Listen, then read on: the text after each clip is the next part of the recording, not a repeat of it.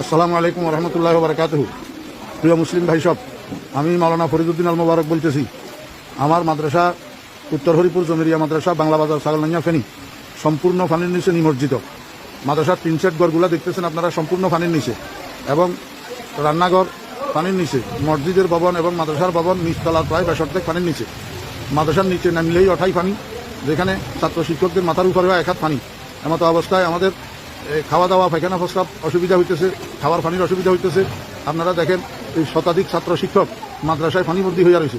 এই অবস্থায় হৃদয়বান মুসলমান ভাইদের এবং বিভিন্ন স্বেচ্ছাসেবক সংগঠনগুলোর কাছে আবেদন, আপনারা মেহরবানি করে এখান থেকে আমার ছাত্র শিক্ষকদেরকে উদ্ধার করেন। ছোট ছোট বাচ্চা এগুলা সাতরাইয়া যে রাস্তা পর্যন্ত যাবে, এমন এই অবস্থা নাই। এমন অবস্থায় আপনাদের কাছে বিনীত অনুরোধ, আপনারা যেখানে আছেন আমার এই ছোট ছোট ছাত্র শিক্ষকদের দিকে একটু সাহায্যের হাত বাড়ান, একটু তাড়াতাড়ি এখান থেকে আমাদেরকে উদ্ধার করার চেষ্টা করেন। আল্লাহ পাক আমাদের সবাইকে হেফাজত করেন। আসসালামু আলাইকুম।